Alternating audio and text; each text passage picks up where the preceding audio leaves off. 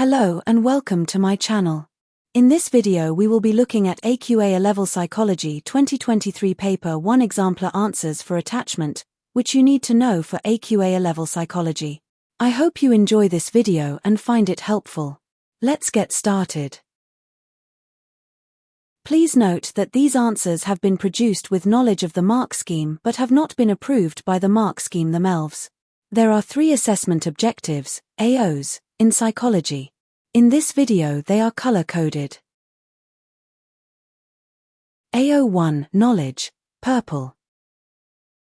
AO2 Application, blue.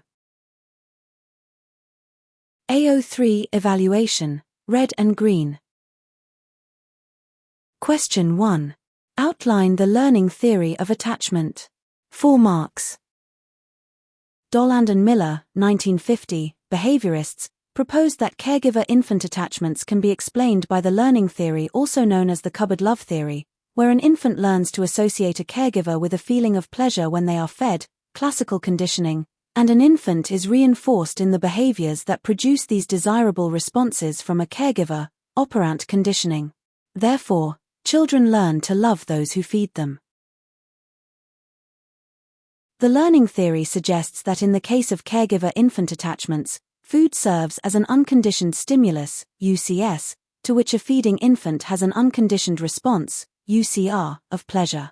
A caregiver starts as a neutral stimulus, NS, to which an infant has a neutral response, NR, of no response. When over time the same caregiver provides the infant with food, the caregiver starts to become associated with the food, until the infant views seeing the caregiver with the expectation that they will provide them with food, and the caregiver becomes a conditioned stimulus, CS, producing a conditioned response, CR, of pleasure. Through this process an attachment forms, where the caregiver becomes an attachment figure to the infant and the infant eventually learns to associate the caregiver with pleasure without the food needing to be present. The learning theory also suggests that this behavior from the infant is positively and negatively reinforced. When an infant is hungry they feel discomfort and pain and want to remove these unwanted feelings, so desire food, a primary reinforcer, something that naturally encourages behavior. They therefore cry, to which a caregiver responds with a comforting social suppressor behavior of feeding. The infant's behavior of crying is therefore positively reinforced, as they are rewarded with something pleasant, food. The infant's behavior of crying is also negatively reinforced, as the unpleasant feeling of being hungry is removed. Both of these increase the likelihood that the infant will repeat the crying behavior again. The child therefore displays proximity-seeking and attachment behavior with the caregiver as the caregiver becomes a secondary reinforcer, something that is associated with the primary reinforcer to encourage behavior, and a source of reward, food, and remover of unwanted feelings, hunger. The caregiver's behavior is also negatively reinforced. When the caregiver feeds the infant stops crying. The caregiver's behavior of feeding is therefore negatively reinforced, as the unpleasant sound of the infant crying is removed and the caregiver experiences parental relief. This increases the likelihood that the caregiver will repeat the feeding behavior again. This reinforcement is a two-way mutual process, which strengthens the attachment between caregiver and infant. Question 2. Outline Van Zendoorn's investigation of cultural variations in attachment. 4 marks. Van Zendoorn and Kronberg, 1988, aimed to investigate whether attachment styles are universal across cultures or whether cultural conditions affect attachment styles. They conducted a meta-analysis and examined 1,990 strange situation classifications from 32 cross-cultural studies of attachment behavior between an infant and their mother across 8 different countries, where the strange situation had been used to classify infants as either secure, insecure avoidant, or insecure resistant. They found that secure attachment was the most common classification in all countries studied. The lowest percent of secure attachment was shown in China, and the highest in Great Britain.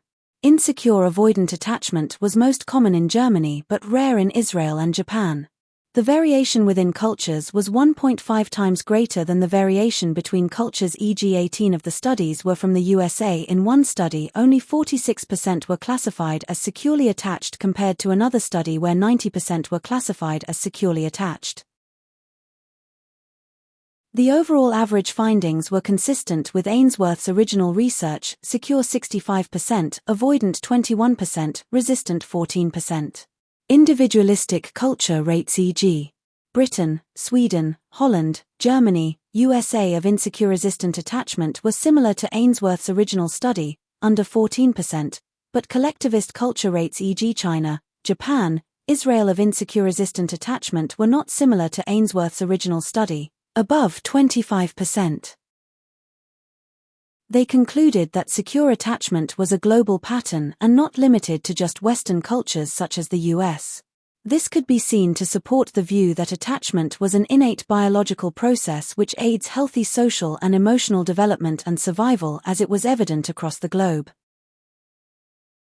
Ryan is a 14-year-old boy who spent the first 5 years of his life in care. Ryan has a difficult relationship with his adoptive parents and has few friends. His recent school report described him as achieving below average in most subjects.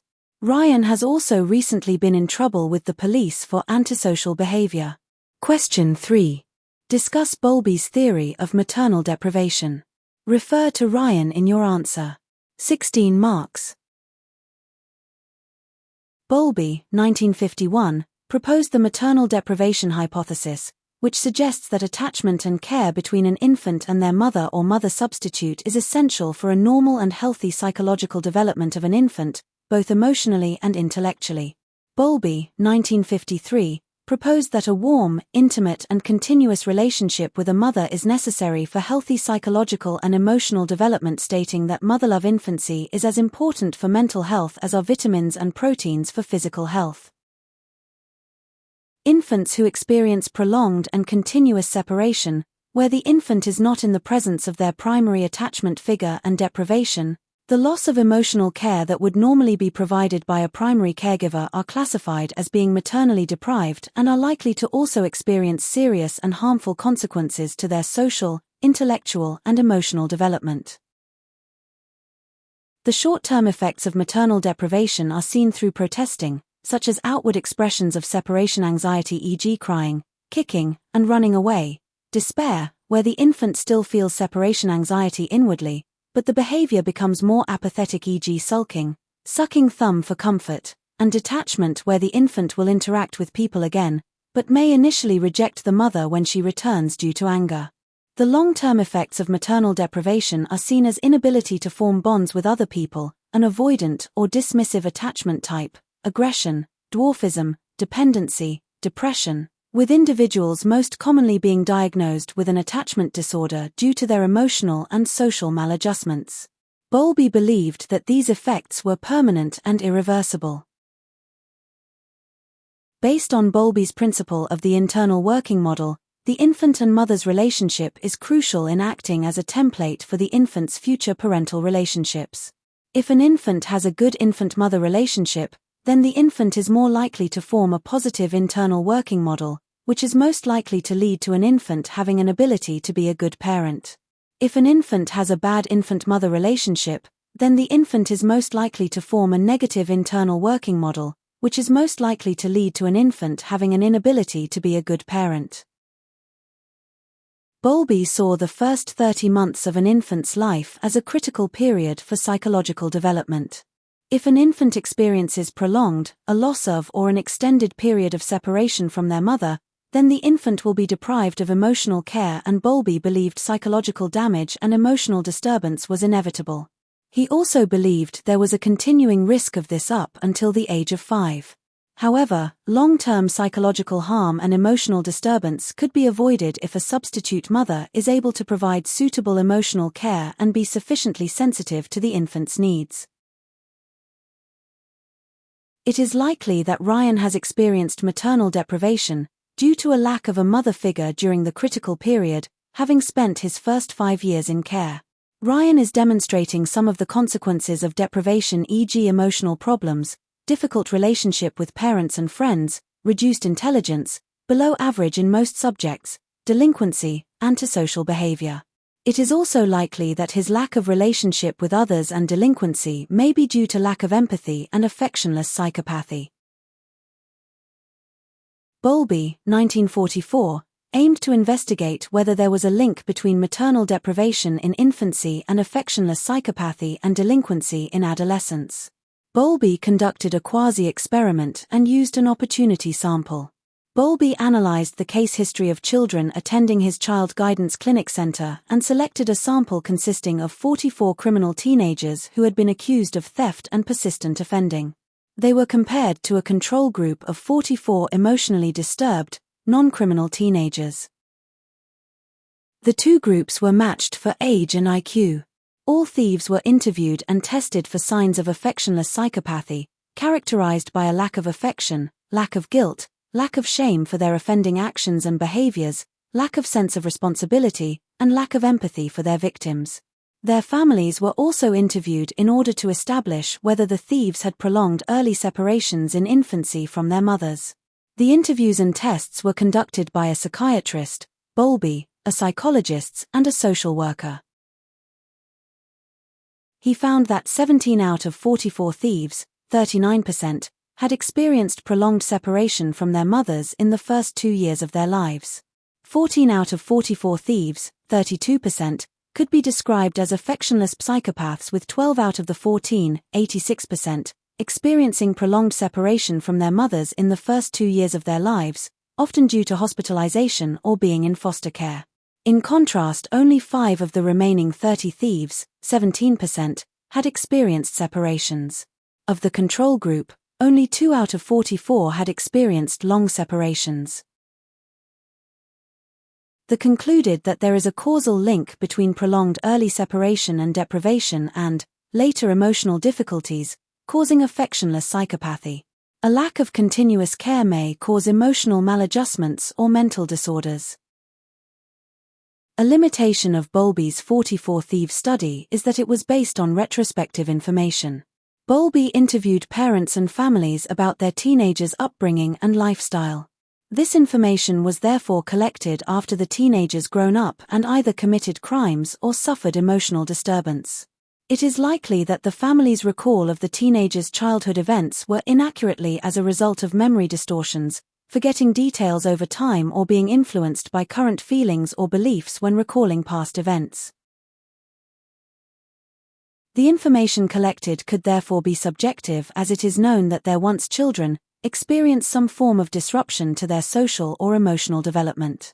This is a limitation because it suggests that Bowlby's 44 Thieves study was based on retrospective information, potentially leading to inaccuracies in parents' recollections of their teenagers' childhood events due to memory distortions or current feelings influencing their recall. A limitation of Bowlby's 44 Thieves study is that it lacks internal validity. Lewis, 1954, attempted to replicate the 44 Thieves study.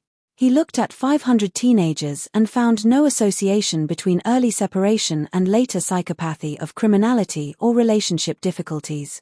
This is a limitation because it suggests that Lewis, 1954, attempted to replicate the 44 Thieves study and found no association between early separation and later psychopathy or criminality in teenagers, challenging the internal validity of Bowlby's original study. A limitation of Bowlby's 44 Thieves study is that the findings and conclusions drawn may be affected by researcher bias. Bowlby carried out his 44 Thrive study, the family interviews involved in collecting the data and the assessment of affectionless psychopathy himself. This left him open to bias because he knew in advance which teenagers he expected to show signs of psychopathy. This is a limitation because it suggests that Bowlby's direct involvement in the 44 Thieves study, from conducting family interviews to assessing psychopathy, could have introduced researcher bias, as he had preconceived expectations of which teenagers would display signs of psychopathy. Thank you for watching. If you have enjoyed this video, please like and subscribe for more content like this. Bye.